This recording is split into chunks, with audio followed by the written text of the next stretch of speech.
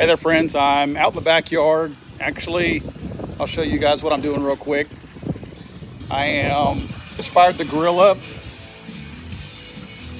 about to throw some chicken and some boudin and some sausage on there. Wanted to pass this on real quick. HJ Resolution 44, which is the dismantling of the stabilizer brace ruling by the ATF, the unconstitutional organization trying to push an unconstitutional rule / quasi law onto the American people. HJ Res 44 just passed Congress. Kind of a big deal. I realize the Senate's makeup, and I realize Joe Biden sitting in the Oval Office.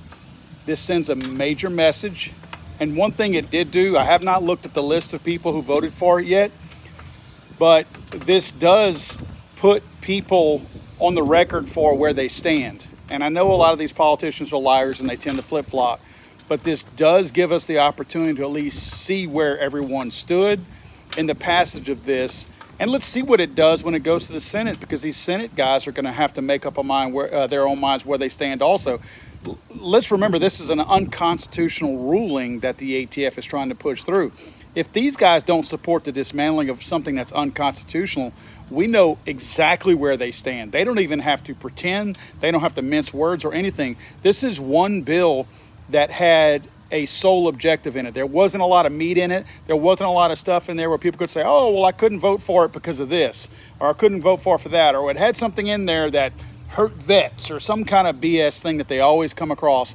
This was the way bills should be. This was a bill that was a single topic bill, and it didn't have a whole lot of meat and stuff rolled into it to let people pass their own pet projects and things like that.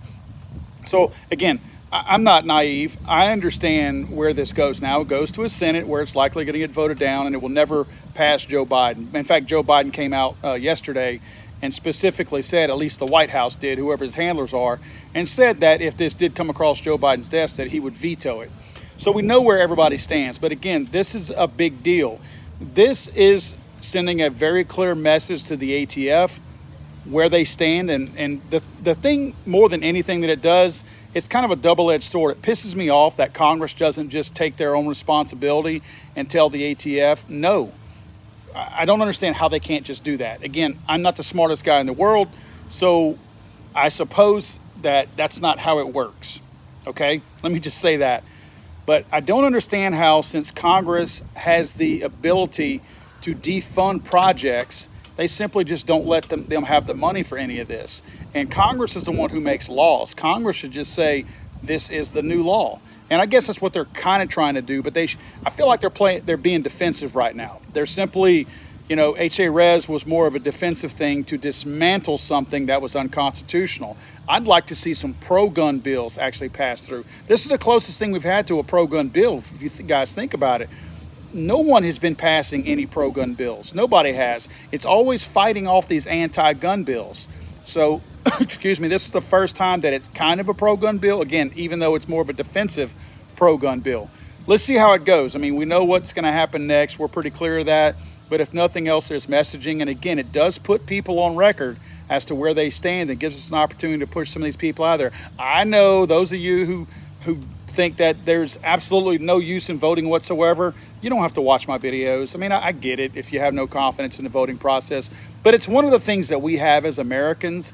And until I feel like there's, no use whatsoever in voting, I'm still going to hang on to the very fact that I would be a complete failure to sit back and cross my arms and say, I'm not voting because it does no good, and sit here and watch communists after communists get elected into office. At least I feel like I have a fighting chance, or some kind of a chance at making a difference by casting my vote. Again, whether or not it's all corrupt, I get all that. I'm not that stupid and naive. But nevertheless, I feel like HA Res 44 going through is kind of a big deal. Is there anything really to celebrate? Excuse me, I got a frog in my throat. No, not necessarily. Not a whole lot of celebrating to go on. It's just the fact that I think we're finally, and when I say we, I'm talking about you guys and us. I think we are finally getting through to these jackasses in Washington, D.C. that the Second Amendment means something. They have not given two rips about anything Second Amendment related in forever. And now they have heard us loud and clear. Believe me, guys, they didn't want to vote on this. They did not want to vote on this. The Republican members of Congress are pissed off that they had to go on record to actually vote on this. They did not want to vote on this. By the way, guys, I have a premiere of a video coming up in about a minute and a half. You don't want to miss this one. This one is a video where I point out, once again, I'm trying to do my series of videos on pointing out the hypocrisy and the lies by the mainstream media and the legacy media. This one here would be pretty eye-opening to you guys, just to see how the media created this false narrative regarding the whole Target bomb threat thing. So, guys, stay tuned.